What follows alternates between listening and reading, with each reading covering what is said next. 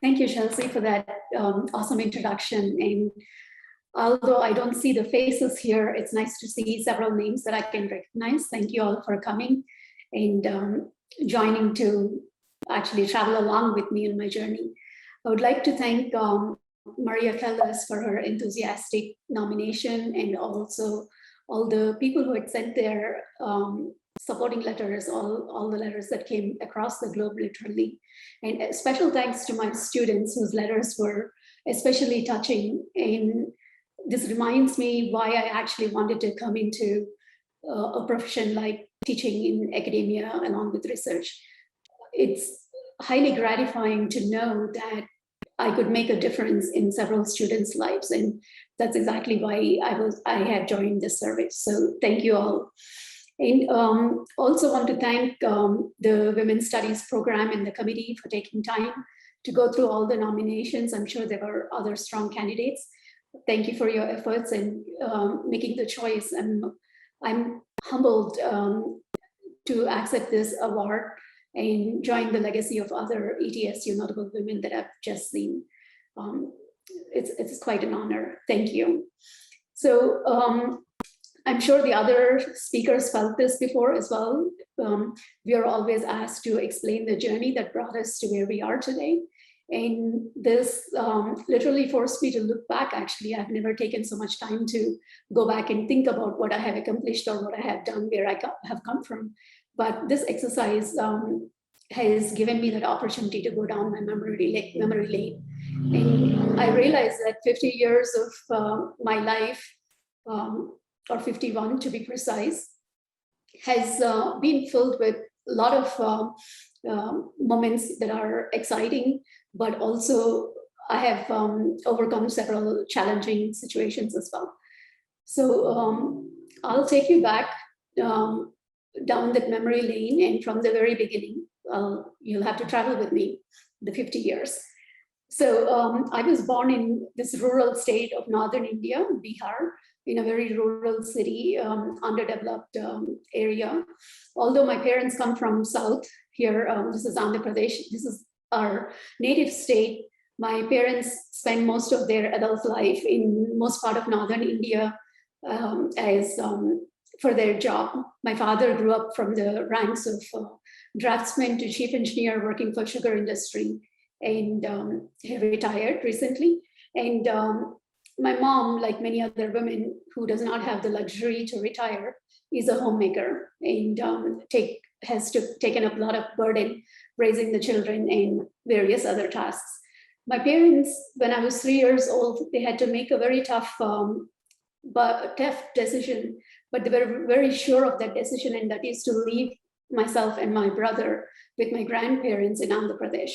So they always believed that education is the ultimate necessity for us to be successful, and they recognize that they need to provide us a stable education. And for that, they sent us to Andhra Pradesh. And the reason they did that is because the sugar factories are in rural areas and there are no proper healthcare or educational facilities. So I lived for more than 17 years with my grandparents, as you see in this picture. And this was perhaps the best thing that happened to me. So although I regret that I have not spent enough time with my parents growing up, I think it was, I was highly lucky to be raised by my grandparents. Both of them are freedom fighters and political activists who have constantly, continuously fought for social justice, economic equality, equal rights for women. And all this has instilled as natural thoughts and ideas for all the children that have grown up. So my grandparents have not only taken care of me, but also my brother and other cousins. These are my uncle's children. My uncle was also in northern India, but we, the grandkids, actually 5 of us, have grown up. Initially, our house was just a two-room house where, like 5 of us, along with our grandparents, have lived in that place. My grandfather was in prison for some time for his political beliefs as a political prisoner. But my grandmother took care of all of us, the house, and while keeping up with her goals of acting in the society. And growing up in such a situation, I mean, we were never had shortage of food, but there were times when we didn't have power. We had to bring in water from, excuse me, bring in water from 50 feet or 100 feet away, pump water and bring it home. So there were constraints, but at the same time, we were probably the richest of the poor around the area that we were living in. And living with my cousins and actually several other people has taught me a lot of things at the young age. The necessity to cooperate, coexistence. Our house, we were never treated as women and men separately. There was no gender bias. That's another lucky thing for me growing up with my grandparents, because the situation was not similar for several other people who grew outside my family. Women often don't get education past 10th grade, but that was never a constraint for me. I was allowed to and supported to have education as long as I wanted to.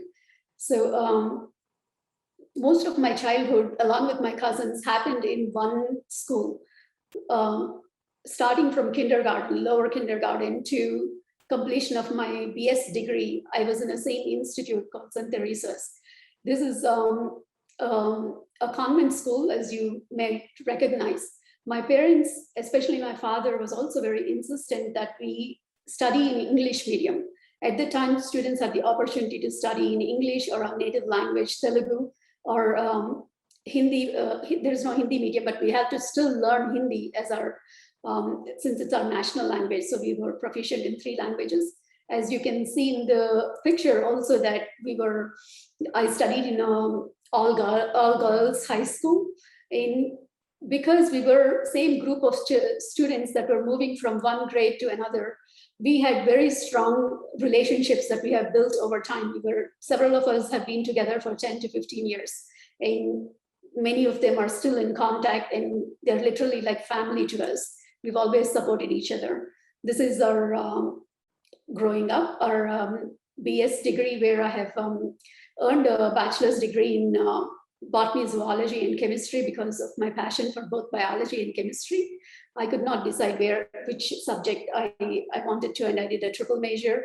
These were my classmates at the time, and I was not only very active and a good student in getting good grades and so on. Getting good grades was never a problem. I was also very actively participating in all kinds of opportunities that we had, from drama, dance, volleyball. You may not believe that I'm so short that I could play volleyball, but I was playing volleyball for my college, and several other sports, and we represented our college for debates and electrocution competitions, essay writings. So our education was focused on personality development in addition for us to learning the subject. And I think that was one of the best experiences I had. And I have to thank my parents for making that decision early on to leave us with our grandparents, going for that education in English medium school.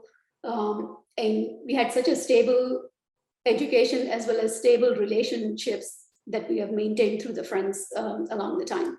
And very rarely women go past not only 10th grade, but even fewer women go beyond bachelor's degree.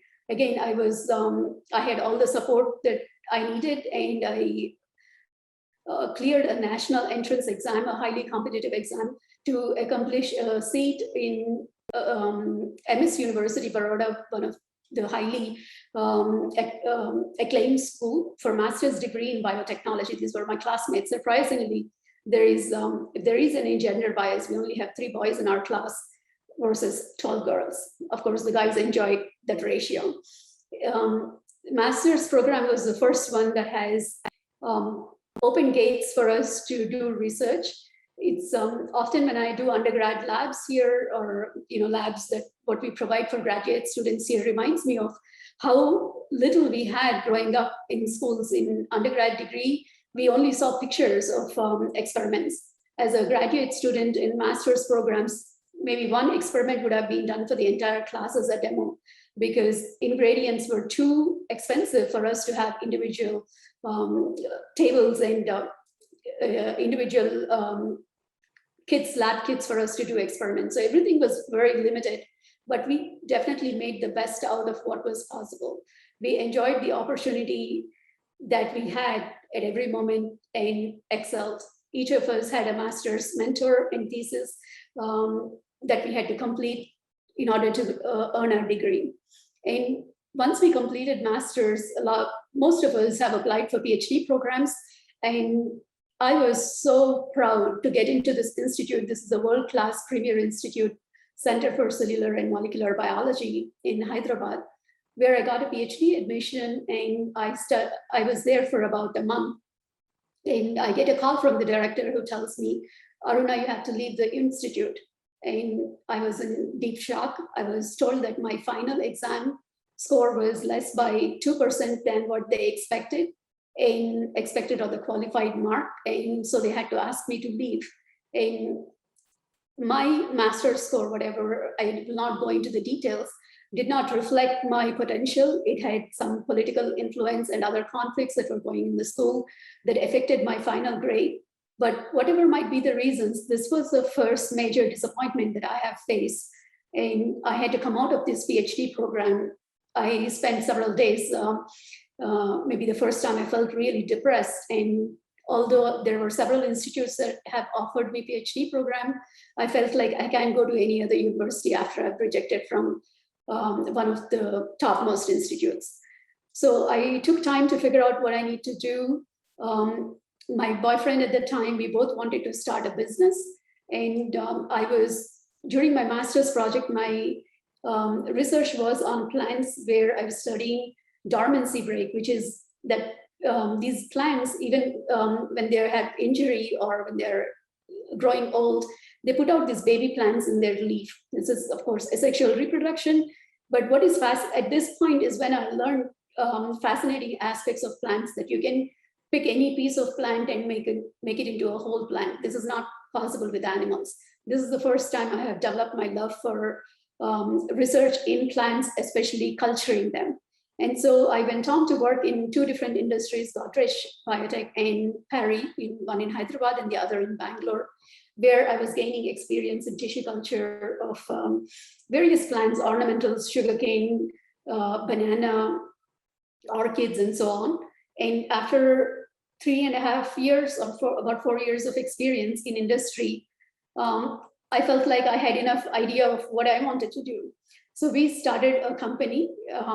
I learned how to write grant proposals, obtain loans, and my family was highly generous enough to allow me to basically convert the house into my laboratory. So this is the house my parents built as they grew in their financial status.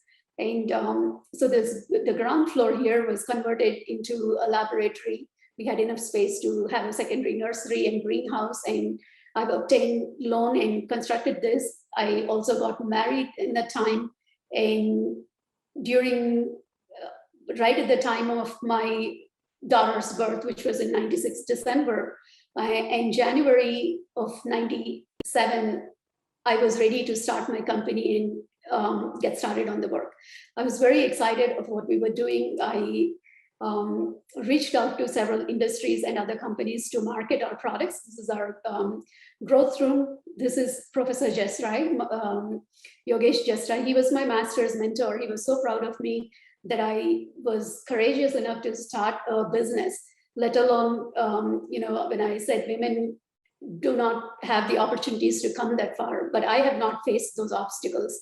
So I feel extremely privileged to do whatever I wanted to do and have the necessary support from family throughout this time. And he visited my company to see what I was doing. And during this period, although we were, the business was on the lucrative manner, I had a lot of personal issues with my husband. Our relationship was not working, and that pushed me and actually wanted me to go back to where I initially wanted to be, which is academia and wanting to do PhD. So in 2000, I applied for PhD program in United States, University of Louisiana Lafayette. This is Carl Hasenstein. Some of you might have seen him, as he was a Bachelor Chair professor. He visited our campus in 2017. And he has conducted a curious telephone interview, and that's what basically helped me decide that this is the lab I wanted to join. And although I was in the United States for the first time out of my country, his lab felt like a family. At the time I joined, there were like 13 people from 5 or 6 different countries speaking different languages. And all of us had independent projects. It was not one project that we were carrying on multiple pieces, but each of us had completely different projects. So it allowed me to develop not only understanding my project, my research, but also had the ability to have comprehensive learning from interacting with my classmates there. And the proudest moment, as I've indicated here, is when I actually graduated. So when I moved to US in 2000, Rachna was about 3 years old. She came a month later to join me, and it was actually in the United States that I had to apply for divorce. For the first time as a foreigner, I had to figure out, sorry, I skipped this slide, I think I'll get back. I had to figure out how to apply for divorce and all the process, and it was daunting, but I managed to get through that and survive through that. And I was raising Rachna by myself as I was doing PhD. And the reason I'm mentioning this story is to let you know how accommodative my lab and my friends were, especially Carl, that there was no objection for Rachna to be in a space that was safe for her to use a computer or do her homework. She grew up literally in the lab along with me, or otherwise she was kept active through gymnastics, ballet, music, painting, whatever she wanted to do. She has joined those courses. So she also had an adventurous life with me while I was doing PhD. And my research, I just wanted to mention, was on Theobroma cacao, which is a chocolate tree. It is infected by a fungus causing a disease called witch's broom. So I was studying the molecular and biochemical aspects of this disease. And this was a project that easily convinced Rachna, my daughter, to support me, because she believed that if I didn't do this research, the chocolate industry would be wiped out, because the chocolate plants would be wiped out because of the disease. And she was extremely supportive of me doing this research. So I graduated in 2005 May. In fact, I defended exactly on my birthday, which is again very unexpected but beautiful experience. And I moved on to postdoctoral position, 2 postdoctoral positions, one in University of North Texas and the other in Michigan State University. Ken Chapman and also John Arogi, who were my mentors during the postdoc position. Both work in lipid biochemistry. So from my disease studies, pathogen studies, I moved on to lipid studies. And this was possible because of the overall education, comprehensive education we were able to have in Carl's lab. We were very much prepared to work in any other lab. We were literally taught, learn to learn, and our critical thinking was challenged, our curiosity was challenged, our passion was discovered. All these happened along my PhD and postdoctoral periods. And like in Carl's lab, both Ken's lab and John's lab, we were literally like families. Everybody supported each other. And it never felt like, many people say, oh, how did you raise your daughter all by yourself? But it never felt like I was raising her alone. I also had several of my family members live in the United States, where my daughter and I had opportunities to spend our holidays, and it never felt that I was doing this, taking care of Rachna by myself. So I was, once again, I had opportunities. I was lucky to have 3 excellent mentors in my career, and having support of all these friends and family that allowed me to jump into my next chapter. It's a decade that I have spent at ETSU. As Chelsea mentioned earlier about my grants, I was very lucky again to procure these grants, and I continuously thank my mentors because they have given the opportunities for me to learn how to write grant proposals when I was a grad student or a postdoc. I was given the opportunities to have a team that I would lead and independent, and we were allowed to explore our ideas. That actually prepared me to take on faculty position and make the transition quite effortlessly, I would say. And in these 10 years, while teaching mostly teaching biochemistry and plant biology, I have met hundreds of students. And when I hear stories of all these students, I feel like my life was not that difficult. I mean, sure, I had challenges. I was abused as a child. I had to overcome that. I had a phase where I went into depression, but I've managed to handle. There are many other life situations that necessarily I don't have to discuss everything here, but I think growing up with my grandparents and my parents, also all these mentors that I had provided me the strength and confidence to go past any bump that I have come across. And this is my best achievement so far in my life, I would say. Graduating my daughter from University of Chicago. Of course, it is her efforts that allowed her to graduate, but I'm proud that I was a major part of raising her to be who she is. And all my students, several of them graduated in master's or PhD or bachelor's degrees, have moved on to be educated further or have taken up jobs. They keep in touch. And like I said in the very beginning, they have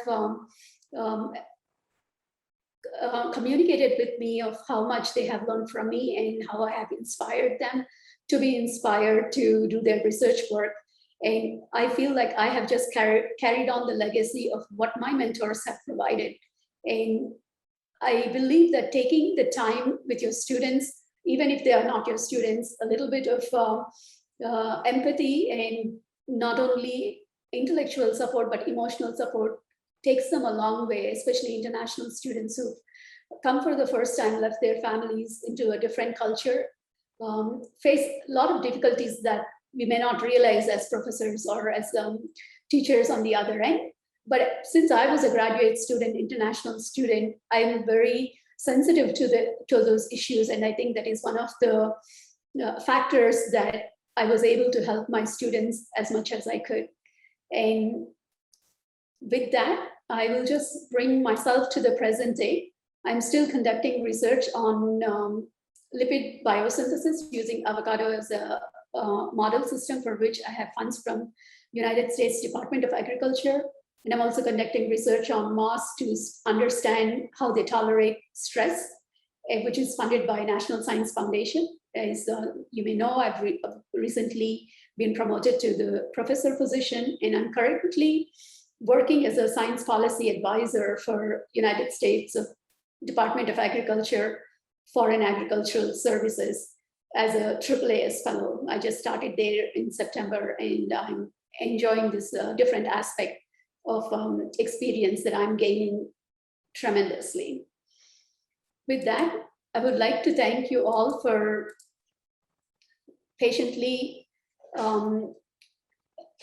taking the journey with me. Just want to end with this reflection. This is a picture. Actually, what you're seeing is a reflection of the tree on water. And I really love this picture. I've taken this in Michigan, obviously during the fall season. I thought this is an apt one to end as I'm reflecting through my life pages. Thank you all.